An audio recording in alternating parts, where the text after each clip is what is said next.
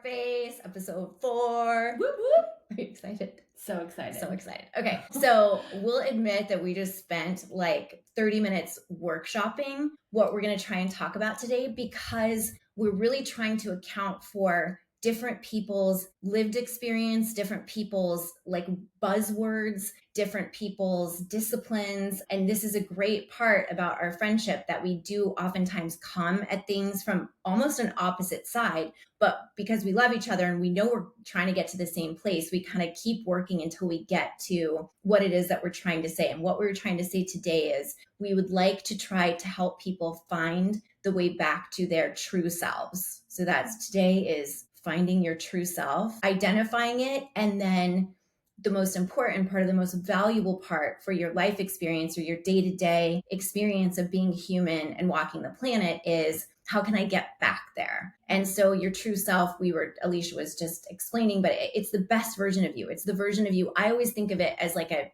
childhood version. So if you have memories from like being 8 and just being pumped to run through sprinklers, or being in nature, or a dog that you had that you loved, or a sport that you were amazing at, or whatever it was at that time, you likely were, even if you'd had some trauma, like the trauma hadn't hit yet. And so you're this version of yourself that still really does feel hopeful, isn't sort of beat down by life, has like a lot of creativity happening still naturally. And so that's oftentimes how I think of it, is like getting back to a version of you that is the version of you that you created before you came here. If you, believe in reincarnation, or if you don't, I'm sure you could look at that another way. But I definitely think I designed this experience for myself, and I wanted to feel a certain way. I wanted to feel creative. I wanted, for whatever reason, this comes up a lot, I wanted to be allowed to be loud. And I don't know if that has something to do with like a past life or different experiences I've had, but that has always felt important. You want to be able to take up space. I guess so. Yeah. Without shame. Yeah. But because it's the little kid version of it that kind of talks to me about what we're not allowed to do, or what the frustration is, it's always like,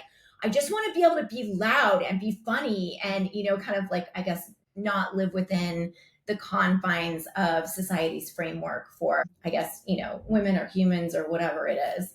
Yeah. Well, there's a lot to unpack behind wanting to be loud and wanting to be yourself. And I think that we could have a whole episode just about how working in corporate, breaks that down. Right. And takes away anything that would make you feel unique or stand out. Yeah. They want you in a little box. They want you to be, they want you to conform. They want your baby? Conform and perform. Conform and perform. What's your baby, Alisha? Like my true self? Yeah. Oh, true self to me, when I think about it, is like the most grounded, confident, joyful, present version of myself. It is not necessarily an age for you. Yeah. I mean, if I think back to when I was like the most confident version of myself, it was a window between like 5th and 6th, 7th grade, maybe a little bit into 8th or 9th.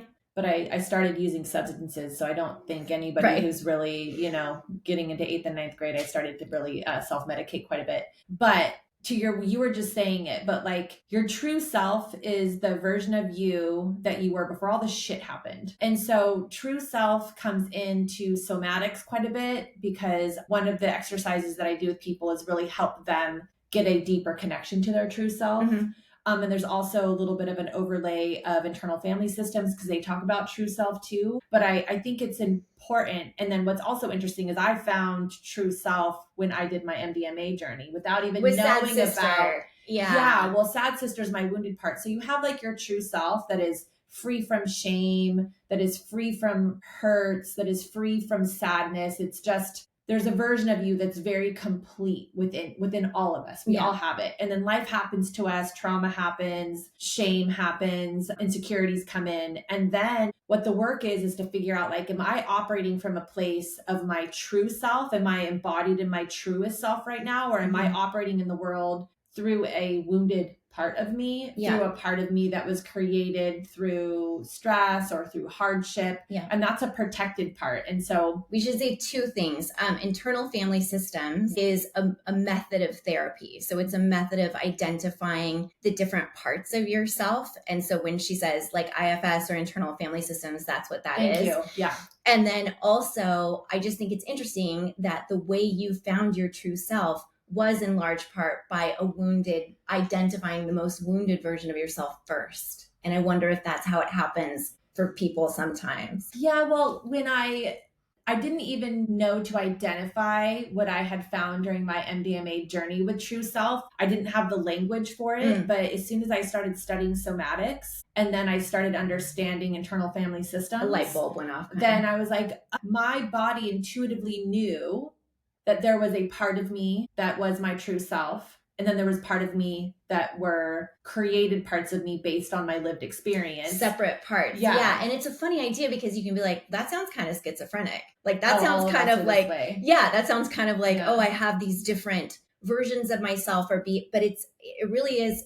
I mean, I'm sure you could think about it a different way if you'd prefer to think about it a different way, but it's the experience that matters the most. So what we're all trying to get to is a place where we can get up in the morning and have a day that feels like a good day as much of the time as possible, and to feel hopeful as much of the time as possible, and grateful, because it feels super selfishly, it feels good in your body to vibrate in that way, to vibrate when you're hopeful or when you're in a place of love. And so however you have to think about it, this is a proven way to think about it, but it's just, how do you get to that? And how do you get to that experience? And really, it's crazy to think about. You can control it to a large degree. You can control what your lived experience is if you know these things and you apply the principles. And it doesn't change the bills that are on your kitchen table, and it doesn't change that someone in your life is really sick or something like that. But those things are true no matter what. And either you have a terrible, miserable, gut-wrenching day because those things are true, or you have a beautiful, grateful day in spite of those things being true.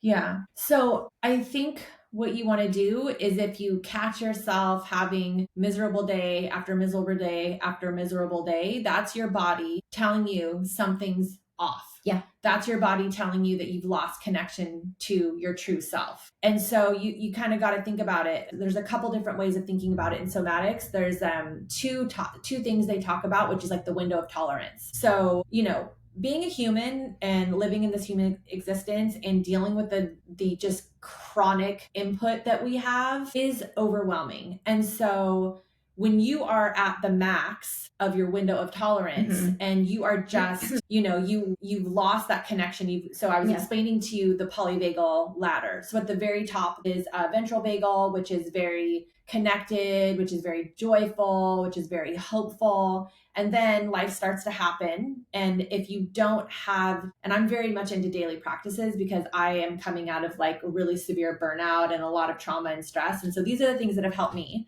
and that I have learned. But you need to have a daily practice of creating more space and connecting to true self and connecting to joy and what joy feels like in your body. And if you don't have a daily practice and you live a very stressful life, you will go from the ventral vagal, which is the joy, to sympathetic, which is fight or flight. And then if you stay in the sympathetic without allowing yourself to remember what joy feels like, what connection feels like, what ease feels like, then you'll go down into dorsal vagal, which is shutdown. Right. And so if you go too many days without pausing and creating some space and connecting back to true self, you'll be down in these dorsal vagal and you'll be like, everything fucking sucks. Right. And so what it sounds like as a thought is, when you're in the fight or flight, you might be saying things to yourself like, oh my God, how the fuck am I going to get through this? You might be saying like, I can't take it anymore. You might be saying things like that, right? Because you're acknowledging the pain. So if you're saying things to yourself that feel like they're acknowledging pain or acknowledging stress, that's when you're there. Then when you get down to the lower level, you start saying things like, I don't want to be here anymore. I don't want to do this anymore. And so it's good. I think it's just so valuable to be able to map, like you can hear the messages in your head, you can hear your self-talk, you can see kind of what your body is doing, for like float out away from yourself and sort of observe yourself. And if you can map those two things together, then it's like, okay, I know where I'm at and I know what to do, right? And so one of the things we were saying was to find your true self. There's a series of, or to get to a place where you can connect to your true self, there's a series of questions you should ask yourself. And so no matter where you are on that ladder, whatever level of, either stress or it's gotten to sort of a despondence or a giving up feeling, if you're in a place you don't want to be, one of the first things you can ask yourself is. So before we hit record, I was walking Katie through a somatic session. And when someone comes into a somatic session, and people who come to me for somatics, help with somatics, are feeling most of the time stuck. They're feeling overwhelmed. They're feeling like they can't connect to joy. They can't connect to compassion. They can't connect to ease. So when someone comes in, usually I'll say, okay, like, how are you feeling? And the other day I had a client that came in. He's like, I'm just feeling really, really frustrated. Mhm. And so I said, does your body feel like stillness would help you, or movement? And he is a person that I think responds really well to movement, that I've learned. Especially if you're crawling out of your skin. If you're crawling out of your skin, that's probably... you can't like calm down. You can't meditate your way out of it. You have to move, and emotions are just energy in motion. So whether it's, slapping along your body, whether it's shaking, whether it's going for a walk. That day, I helped him. I'm like, I think you could benefit from some movement, because he was feeling so frustrated, and frustration needs to move. Yeah. Anxiety needs to move. And so we went for a walk. We checked in with the birds. We went down to the beach. We did some grounding. We were at the beach. We did some breathing and some yoga. And then we were able to get a little bit of clarity, and we were able to kind of step back and create space from the frustration. We were able to remember what it feels like to be in the sun, to feel good in his body. And then from that place, we made some decisions about, okay, how are you going to bring more balance into your day? Like, what are your daily habits so that you can create space around this frustration, so that you don't just have frustration to think about, right? And also, you don't want it to feel like something you wake up in battle. You wake up and like it shows up, and then you show up and you go to war, and then it shows up and you show up and you go to war. And because that's what takes you down, right? To the lower place. Yeah. And so I'm a big person. I'm really big on consistency and a morning routine. So with him, what we decided on, and what he decided on was, he wakes up really frustrated every single morning. Yeah. And for him, I think, I believe he probably also has some ADD or ADHD. So it's really hard for him to focus. Yeah. So we decided on really simple at night. Yeah. Your day starts the night before. Right. So he was feeling like he couldn't get up and do the things he wanted to do in the morning. I think we both decided it's very beneficial for him to get up and move and not touch his phone. His phone causes too much anxiety. Yeah. So we decided. Can I interject one side thing that you educated me on that really helped? Because I think a lot of people wake up and their first thought is an anxious thought. Yeah. And it feels so unfair because you've just come out of dream state. What is the chemical that helps feed it? So can you just explain, just in case, because I think a lot of people will relate to waking up feeling shitty and how unfair that feels. Yeah. Will you explain like the chemical part, like how your body wakes itself up and what you're experiencing? Well, I'm not exactly sure what you're talking about. Don't you have an influx of adrenaline or something like that that's supposed to help wake you up slowly when it's in check and it's in balance and your body is like chemically... Well, one of the things that I mention a lot is that when you wake up in the morning, that is, you're the least connected to your ego. So your ego has not had enough time normally to like fire up and get really strong. Yeah. So like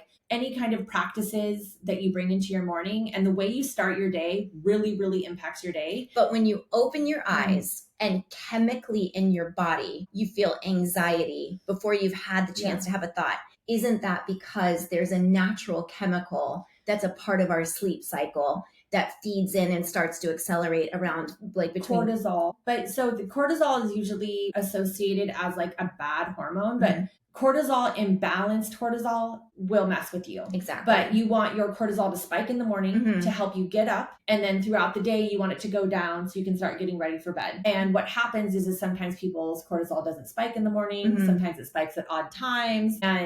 Or you associate I think sometimes things that are good for our body are natural in nature. We start to associate them negatively. And so I found that with myself. I think like my cortisol, for whatever reason, it's just trying to wake me up, but I'm out of balance a lot of the time. And so I experience it as a rush of adrenaline or something instead. Well, and so the body likes to move slowly. The body in the perfect situation will get up with the sun in the morning. You will get sunlight in your eyes. You will be able to start slowly, right? You want the cortisol. Ideal. It would feel good. Yeah. And whatever you can do to not start your day anxious, to not pick up the phone, to go and wake up. Like, I'm really strict about my morning routine because for so many years, you know, raising kids and stuff, it was like, you're up, you're hustling. And it's just like starting your day anxious and stressed out. Like, where do you go from there? Right. Like, how do you recover your day? Yes. So also I have a lot of trauma from growing up with an emotionally dysregulated parent that would wake me up in the morning. So I have a lot of association with morning times being very stressful. Yeah. So I like to wake up. I like to try to, you know, visualize as many positive things in the day. I like to feel soft in my body. I like to start relaxed. I don't like to go for my phone. If I pick up my phone and I start to try to get through my day, it's like cortisol on top of cortisol on top of cortisol. It's like, at this point in our lives, like, it's not good for us. It's not going to do you any good. It's not going to do anybody any good. Whatever people can do. So back to my client, I was like, we need to be able to wake up and start the first hour of your day so that you feel like you had a win in the morning, right? You don't want to start your day not winning. Right. That's the freaking worst. And so even if he wakes up and feels that kind of like angsty feeling because his body is whatever it's doing chemically, if he has a plan for like that's your next thought is, oh, I have a plan. I have a set of steps that I'm going to go do right now. And you don't spiral, you don't feel so alone because you've got a plan. Yeah. And so we decided on, he was going to come up with the 3 things he could do at night to prepare for his morning so that he could just wake up, grab his shoes, put on his walking stuff, go on a walk, go get his coffee, and then come back and check his phone. And so he also, part of his nighttime routine was looking at his phone and being like, I have my whole morning figured out. Right. I know I don't need to touch my phone until 8. Inbox 0. Yeah. Go to bed. And so just those little things and starting your day, then your body starts to trust you. If you get up and you're just like you don't have a plan. You're just getting hijacked. And your body's like, fuck you. Yeah. You know, it's like, you asshole. Like, I'm struggling. I feel like shit. I'm telling you I'm struggling. I'm telling you, like, you're making it worse. spinning out and you can't get up and just be nice to me in the morning. Yeah. And then that throws everything off. And that's when you go back to the polyvagal ladder and you're in this fight or flight. And then your body's like, you're not fucking listening to me. I'm giving up. You're not doing anything to try to move me up to make sure that I'm staying connected to joy, and like, it doesn't take much. And that's why I love the idea of glimmers. I haven't talked about glimmers. I don't know if I have. I think so, but we can definitely, but I'll just say that it doesn't take much. I just said this because I know I am so much, and this isn't negative self-talk. Yeah. I'm so much lazier than Alisha. And she's so disciplined and she really has built this practice that works for her. But sometimes when she tells me about her practice, it's like, it feels overwhelming. It feels like something I can't talk myself into. So when she was giving those examples, I was thinking one thing that has worked, that there's no excuse for like why you can't pull this off, is if I'm feeling shitty in the morning and I need to show my body that I care about it, that I'm identifying those negative feelings and that I want to try to help. If I run my hands under icy cold water until my arms almost exhaust themselves, that completely, I get a glimmer from that. I get a reset. And there's something about a balancing, like the reason that we clap, and that's like a part of our culture and every culture for so long, is because if you touch your right and your left hands together, you're helping to balance energetically the left and the right sides of the body. And so by rubbing like that, you're pulling together the left and the right sides of yourself energetically. You're acknowledging that you're doing something to try to help. So it can be a tiny thing too. And then you can build up to a glorious morning routine or a walk or like whatever it is. So that is good. So all those little things like somatically take you out of your head and into your body. So that is like you're present, you're cold, you're feeling what the coldness feels like in your body. You're fully in your body. And in that moment, you're not in your head. Yeah. So that brings you into your body. And then once you come into your body, the next thing you do is the most important thing you do. Right. So to complete that, then you would be like, okay, I've arrived in my body, and just set one little intention. And sometimes maybe it's like you do that and then you put your hands on your heart and you're like, I love you. Like saying I love you to yourself is also like really powerful. If it's just like, and I was explaining the other day, like, you know, I felt very disassociated and kind of out of my body, and I was teaching yoga. And then towards the kind of end of yoga, there was a moment where everything I felt like I recognized myself again. And I was like, oh, there you are. But I took a moment to acknowledge it. You have to acknowledge it. Yes. That's the thing, is we get disassociate, we get fight or flight, looking around for danger, like out of our bodies. And then we bring ourselves back into our bodies, and you have to recognize it. So once you bring yourself into your body, that next step of like, oh, hey, I say, you're okay. You're a lot. okay. I say, you're okay. You're okay. You're okay. That self-compassion, being creative of like, you know, hands-on body, whatever it takes to stop the energetic frenzy of just like, you've and come then back, recognizing come it. back into your vessel. You're inhabiting your vessel. And then a regular practice of that. So the body loves routine. The body wants to trust you. And when you don't do something regularly, that's consistency trains your body to trust you. And when you do something consistently, then your body's like, oh, you're going to show up for me. Okay. Then you're going to soften. Then you're going to not be like, dude, she's not freaking paying attention to me.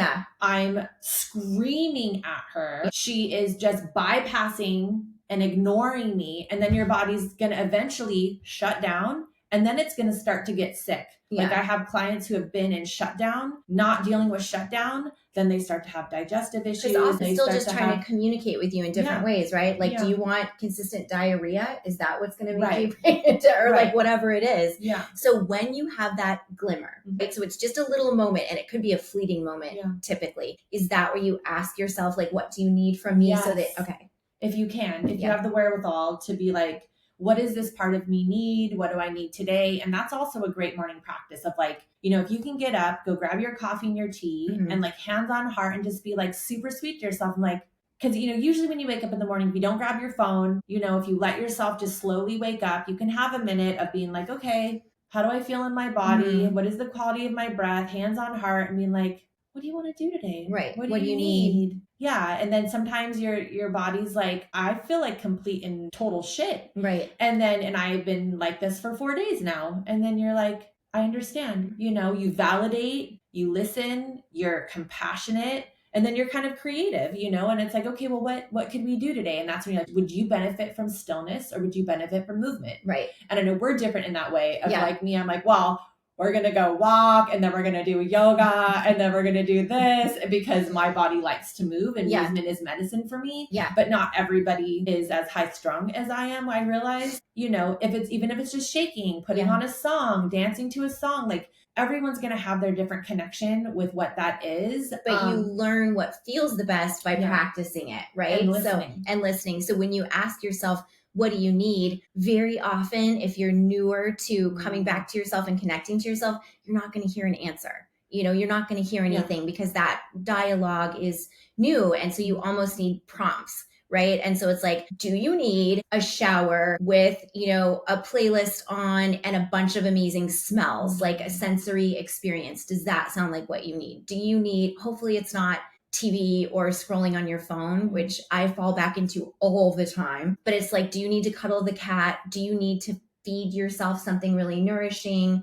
Does cooking sound good? Does exercise sound good? Like, and then you practice those things and you see which ones give you the best payoff, right? And for me, it's music. Anything I do that I have music on, it's like a cheat code to improve how I feel in my body by like 10 points or whatever the point scale is. And it's interesting that you bring up, like, at first, you need to learn the language of the body. And when I first learned all of this stuff, I was, even though I had been practicing yoga for like 15 years and I was, you know, what I thought was like a really dedicated meditator and had a really consistent meditation practice, had come out of so many years of fight or flight. And I was in such a deep sense of shutdown, and I had been overriding every signal my body had been giving me for so many years that it took quite a while for me to sit with myself. And like at first, when someone would ask me, like, or I check in, like, where do I feel this? I'm like, I feel nothing. Exactly. Because my body stopped talking to me because I wasn't listening. You weren't listening to so it. It gave up. And it feels sad, and it feels, but just know that's super normal. And so if you first start asking yourself, how do I feel? I don't know. What do I need? I don't know. Do you need movement or stillness? I don't know. Like, just and pick something and see. And just pick something and try it is a great thing. Just to try something, but know that voice only gets louder and louder, and it feels like almost a little kid in its forgiveness of you, because it takes so little for it to trust you again. All it's been waiting for is to feel you focus your intention towards it and to sort of reconnect. So, don't get discouraged if you ask yourself some of those questions and you don't feel like you have an answer. You can either think back to memories you've had of things that you felt really great doing. And I think we have like a series of questions to imagine that, right? So we should do that exercise. But it could be that, it could be remembering something in the past that you felt really like, maybe if you go through your favorited photos in your phone, is there anything common about where is it like all sunset pictures and somehow you really connect with the sunset and that's super meaningful to you? Is it all your cat and somehow being with your cat soothes you in a certain way? It's relearning yourself is a very worthwhile effort, even though it does take a little work, but it happens so fast. And I actually think a great place to start is with body scans and getting familiar with where you hold tension in your body. And that was one thing that had never been offered to me as part of my yoga practice. And when I started getting more awareness around somatics and trying to listen to sensations in my body, that's when I started realizing like, oh my gosh, I clench my jaw all day, all the time. Yeah. And it is not helping anything. Most of us are walking around like this, or, life makes you constrict. And so it's like at any time, okay, uncross your legs, put your feet on the ground, and then you don't even have to breathe. Like sometimes breath is not accessible, even though breath is the most powerful tool to regulating your nervous system. But even just like being aware, and you can even do this right now, of like pay attention. And I close my eyes because that's how I focus, but you can close your eyes if you want, and then you just start to notice, like bring your attention to your forehead. And if you have access to your breath, like just breathe into the forehead, open it up, soften it. And then especially with the exhale, let everything soften and ground. And then you just check in with your jaw. You can open and close your jaw a couple times and see if you're holding tension there. And then as you move on from the jaw, just leave the teeth open a little bit. You can place the tip of your tongue behind your teeth. You can even move the neck side to side, checking in to see if the neck is nice and loose. And a lot of the time you're like, oh my gosh, I had no idea. I was just gripping. How tight it was. I was just gripping there, and then you can breathe a little lightness into your heart and start to get familiar. Like, how does it feel if I try to soften my heart? And then the biggest part too, is that there's some times when you're just like, I'm so freaking tight and it won't loosen. And you're just like, no big deal. I hear you. Right. I hear you. The non-attachment too. And then hands on your body. Like I've been doing this a lot too. I have some oil, put a little oil on your hands and you can rub the oil all along one side of your neck and you'll start to massage that. And you're like, oh my gosh, this muscle is so super tight. And then you check in with the other side and you rub the other side of your neck. And for those of you who are just listening, it's like I'm rubbing from my ear down to my collarbone. And then you might take the hands to the back of the neck and just move your neck around. And it's like, even pausing, hands on body, like you'll start to notice, even if you rub your hands on your legs. I do this at the beginning of every single yoga class because repetition, checking in. And the first thing you want to do, and then you start to rub your hands on your legs. And if you do that consistently, every single time you come onto your yoga mat or every single time you meditate, you'll start to pay attention. Like your body's like, oh, hey, and it starts to relax. It knows what's coming. Tingle, and you start to pay attention. Like, how does my body react when I'm really nice to it? And if you really are gently rubbing your hands on your legs, and you can try that, and your legs kind of start to soften the muscles and you start to feel tingly. And that's why we're talking about too, like havening technique. Yeah. Is like your amygdala in your brain, when you are in fight or flight, when you are overactivated, when you are in survival mode, your amygdala is offline. So your body's like puts you in a protective mode of I'm being chased by a tiger. And that's the thing, is your nervous system doesn't know the difference between you ruminating and just thinking repetitive bad thoughts or actually being chased by a tiger. It's real life. Yeah. It's your body's going to go into defense mode, tense up and be ready to like, hiya, everywhere. Right. And so it's like, okay, you can soften, you can rub your hands together. We should say too, this is something that just came up for me that might be worth saying. When we're talking about identifying with your body and coming into your body and touching your own body, there are going to be a lot of people that for protective reasons have had intense sexual trauma, physical trauma, and connection to your body feels unsafe because that's where the trauma lives. And so that becomes, a big barrier, of course, and something that you can honor and you can acknowledge if you're trying to do this thing that is connecting to your true self and connecting to your body, and the thoughts that are coming up for you are fearful or traumatic or negative. It's most important just to honor that and just to say that's valid. It is so valid that this doesn't feel like a safe container for my spirit to climb back into. It is so valid that this hasn't always been a safe place to exist. And, you know, just like you would like coaxing a scared animal, or again, like a little kid, you can just say, let me know if any part of this is safe. Let me know if any part of it is okay. And you will start to get messages about maybe, you know, touching your chest area for whatever reason, or your face does not feel good and does not bring you back into your body. It makes you want to escape. But maybe like elbows and feet are great. So it's really important, I think, if it doesn't resonate, if it doesn't feel like the fuck yes and the fuck no, if you don't feel like I want to jump into my body and live there and that's a place I want to reconnect to, that's very valid. And I've certainly experienced that. And the disassociation of being abused is your safety. It's the way you survive that. And so you owe a huge debt of gratitude to your psyche for allowing you to disassociate and remove yourself from your body, because otherwise you might not have made it. And so to honor that, to acknowledge that, to thank that protective mechanism for what it did for you is really important first, and then see gently, very gently, how you can work around that or work with that. So yes, if hands on body doesn't, and that's the thing, there's no right or wrong way to a better connection with your body. If self-touch doesn't feel good, then you don't start there. If breath doesn't feel accessible, then you don't start there. Or even the idea of being in your body, if that doesn't sound like a place you want to live, you just have to say, I understand that is valid. And you listen and you honor, but also you want to try to be like, okay, well, let's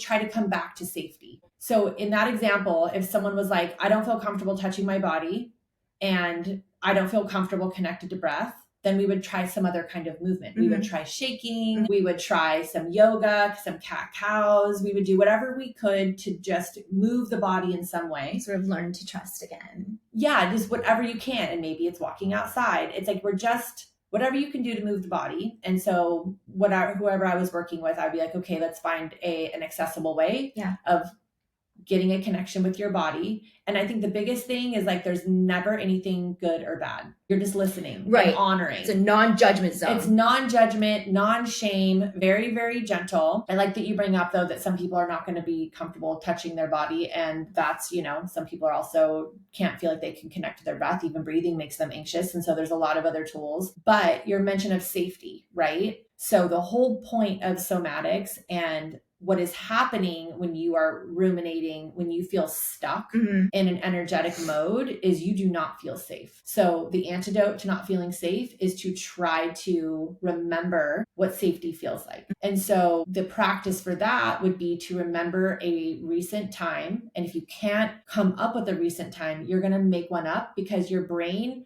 believes everything you tell it repetitively. Exactly. So you would then be like, okay, well, when was the last time I felt safe? Or if you're like, I don't even remember the last time I felt safe. I don't remember the last time I felt happy. You're going to create it, which is almost more fun. Like to create it, whatever you want to dream up. Yes. Should we give some examples of what that would feel like? Of what, like safety, creating safety? Yeah. You go, you're very creative. I was just thinking, like, if it's not based on a real example, which I'm lucky I do have some real examples in mind of times that I felt safe, but you can imagine yourself as a creature in some sort of like a little cocoon where you're protected and you're high up in the tree and there aren't any predators and it's dark, but not too dark, and it's warm, but not too warm. And then start to imagine, like really visualize it, really imagine how that feels in your little, and then maybe again, if physical bodies are a point of sensitivity to you for a variety of reasons, maybe imagining yourself as having a different kind of vessel, like a little,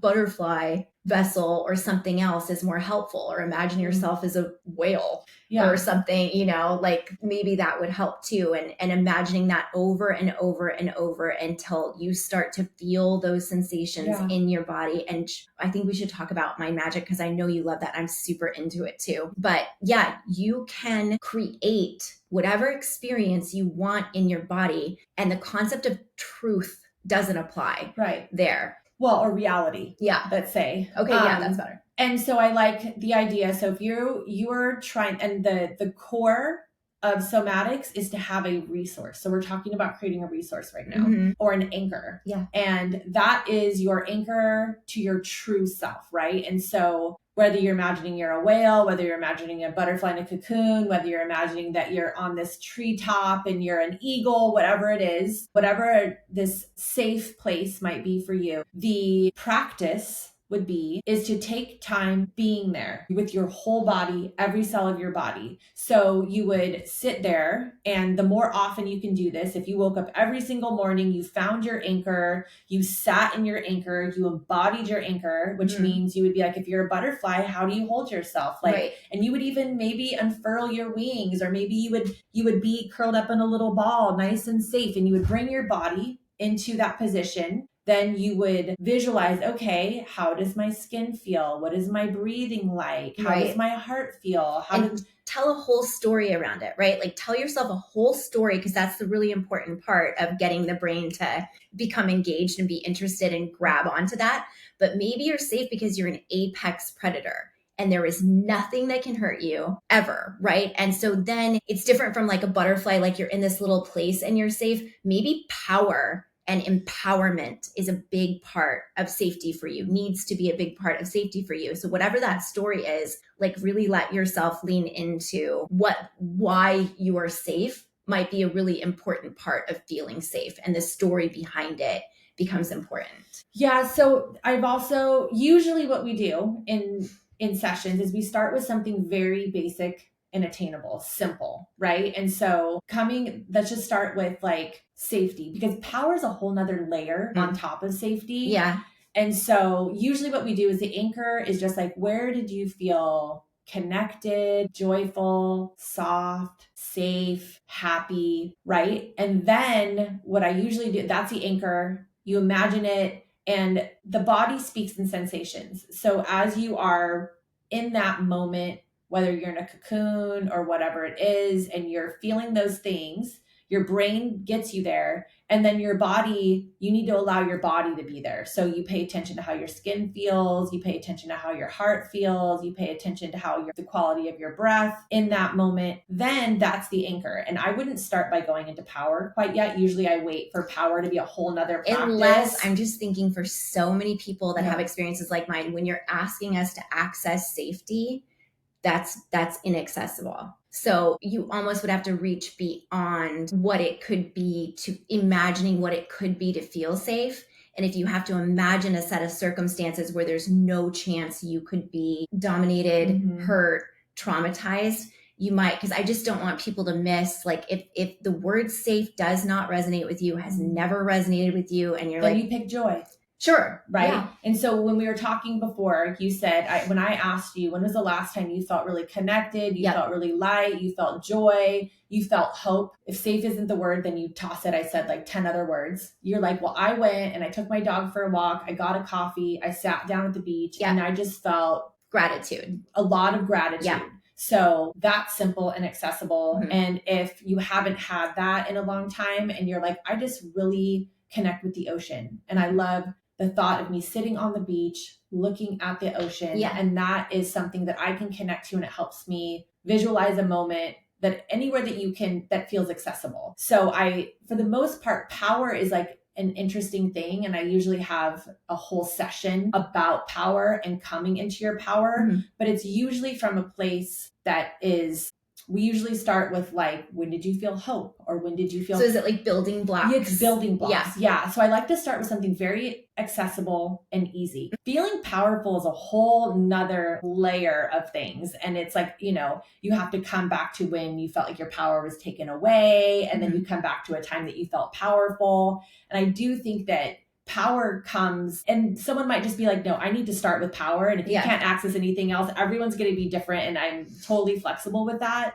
But just finding something that feels light, where your body relaxed, where your breath could be smooth, where you didn't feel panic is kind of what we're going for. So finding that anchor, finding that resource, spending time connecting to that resource would be like step one, is having a really strong anchor. So if you really were like, well, the last time I felt hope, it was when like I felt very powerful, then that would be your practice. Yeah. But you want to spend time reminding your body how it feels when you feel safe. And if safe isn't right, when you feel grounded, when you feel or maybe light, it's not negative. Maybe it's how did you feel when you did not feel anxious, depressed, disconnected? You know, you could use either one. Like words are such we talked about this in one of the first ones. And so it's almost crazy how derailed you can get by using, you know, somebody's giving you the message that will mean everything to you, but like there's one word that you're like, oh no, that's not for me. And so it's so important for it to be interchangeable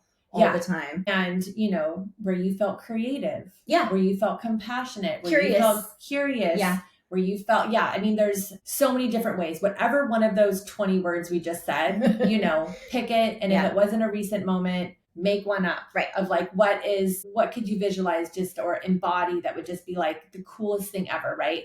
So you spend time, because the whole of us even talking about this, right, is like, we've gone into fight or flight. We have no room. We forgot what it feels like to feel grounded, to feel soft, whatever word you want to, grateful, whatever it is. So then you have the practice of every single day connecting to that.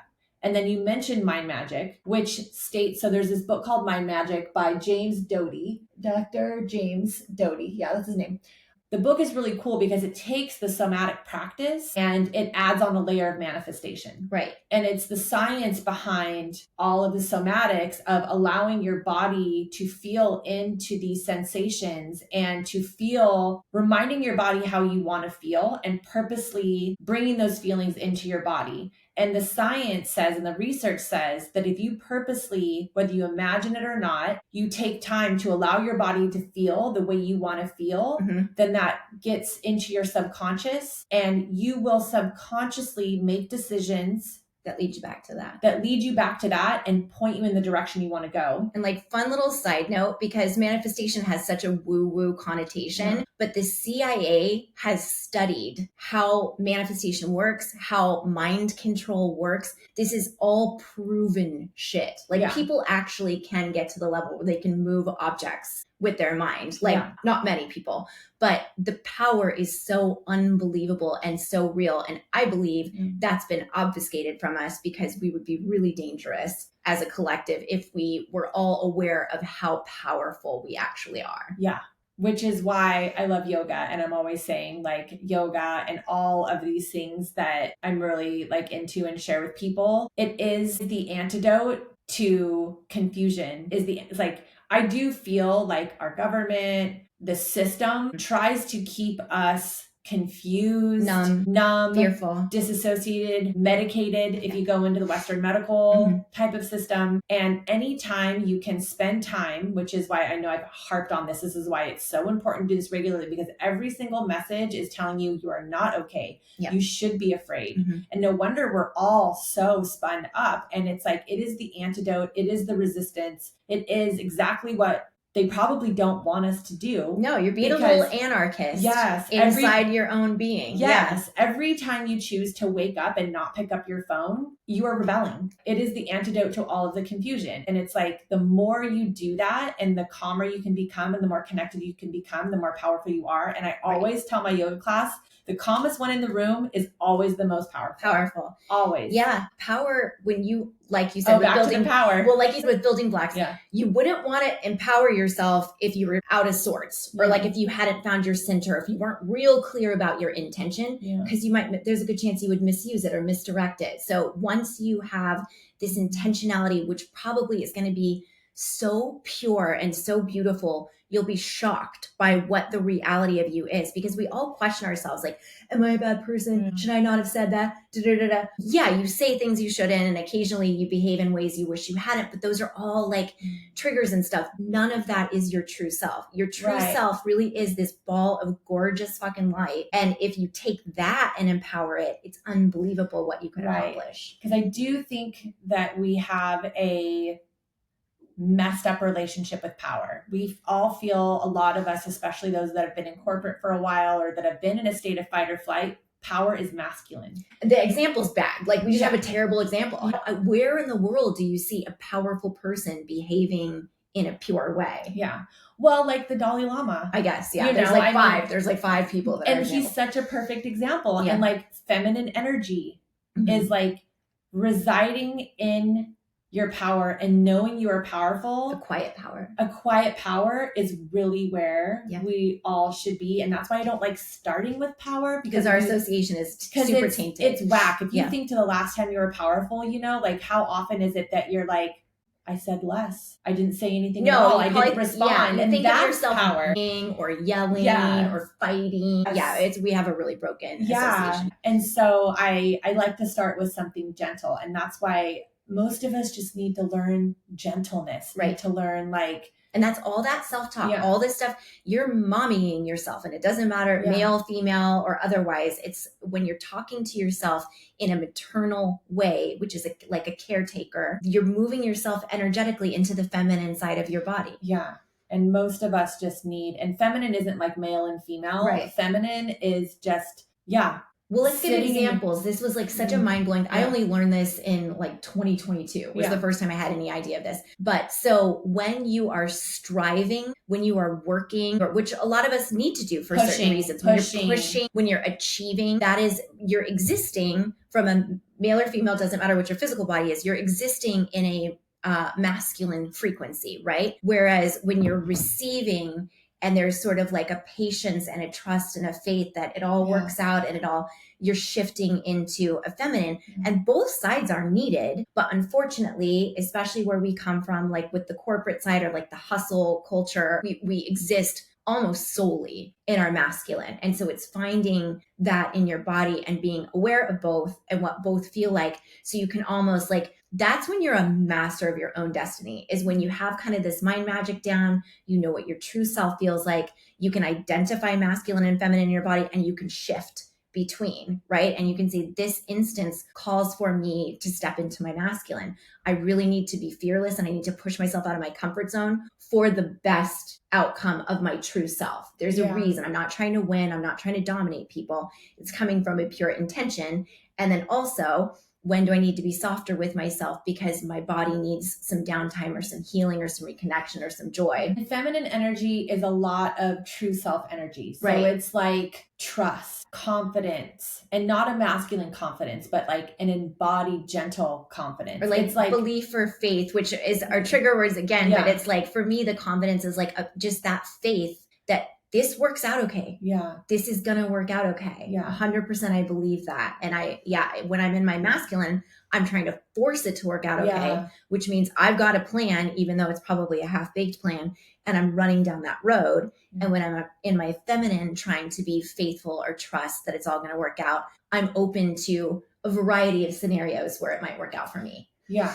And so back to the mind magic and how using somatic, how he explains using somatics for manifestation is, again, the consistent practice of waking up every single day and visualizing how you want your life to go, even if it's not happening, and fully embodying it and believing it. And like sitting there in a meditative state and visualizing yourself, getting the job, getting the relationship, finding the person, being in community, if you're planning something, having it go really well. I do it a lot before I meet with clients. Mm-hmm. It's like I visualize the session going really well. I visualize it being very comfortable and flowy and me feeling very grounded. And it's like, that sets the tone for me subconsciously going into session or going into different situations, more grounded, more with that feminine energy of like, I'm the flower and the bee's going to come to me. Right. Rather than going and like waggling my flower in the bee's face and me like, come pollinate me, come pollinate me, you know? And it's like, no, I'm sitting here, you know, I woke up, I watered myself, I fed myself, I was sitting in the sun. And just because I'm this beautiful flower, like the bees are going to come to me. And that energy is also so much, if you think about it, right? It's so much more magnetic.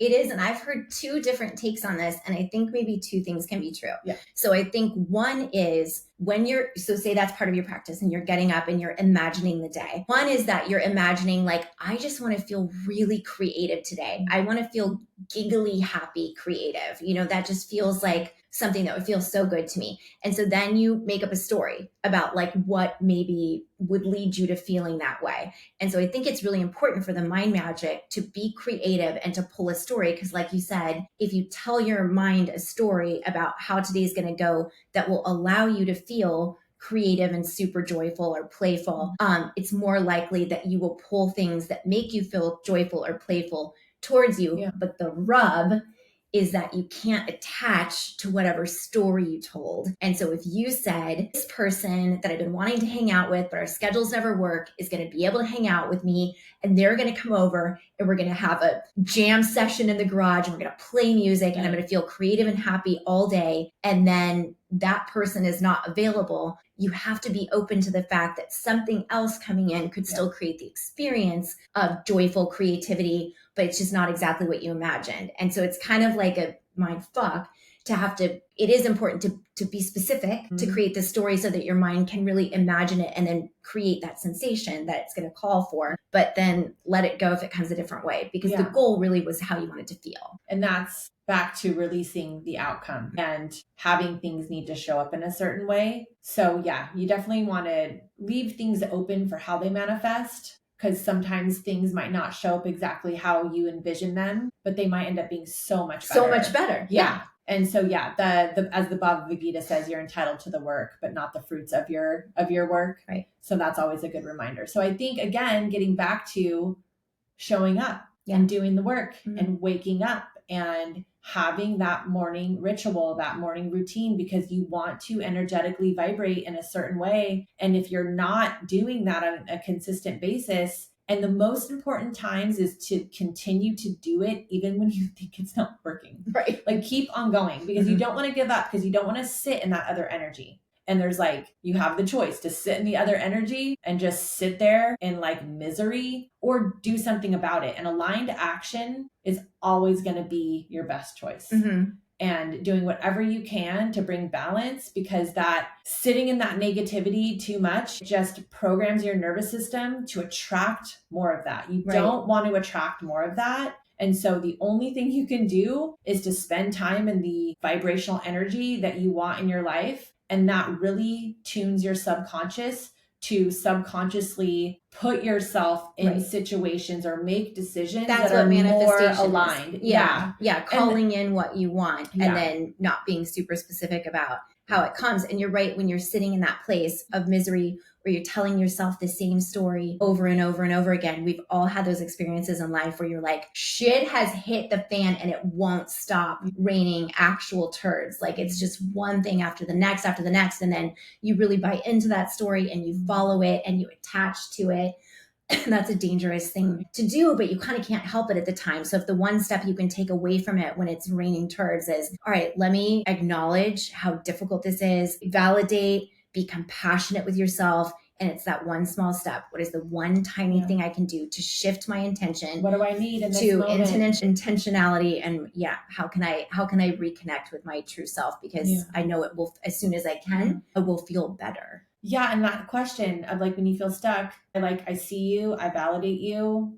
This fucking sucks. What does this part of me need? Yeah. What does this part of me need? And sometimes is it like, and you just start with, is it stillness or movement? And if you feel stuck, movement is medicine. And I'm always going to be a proponent of moving in any way that you can. It's going to clear your head. Then you can come back and be like, okay, what next? Step by step. And then if you can come into that practice of like, okay, like I've been stuck in this too many days. Like, when was the last time I felt really aligned? How did that feel? What was I doing? Where was I? And then make more space for that. And that's your homework. Go away and come up with 3 descriptives of what your true self is. And if your true self is a jaguar, then what are 3 descriptives of that jaguar? And if your true self is your 8-year-old self, then what are 3 descriptives that really describe how you feel being that jaguar or how you feel being that 8-year-old, right? Yeah. And what are you doing? Where are you? What we is the expect this on our desk by the end of the day tomorrow. Send me an email.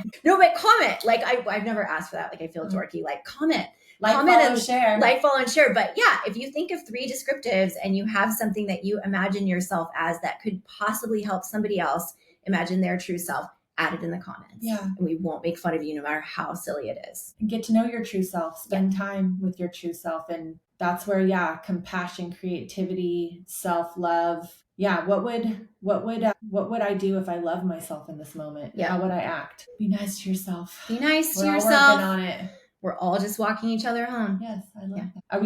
Is that it? Mic drop? I feel like we're done. I don't know what to say that is better than that. Okay. Let us know how that lands. Thanks for being here with us, Fartface. Thanks, Fartfaces. Peace. Love you long time.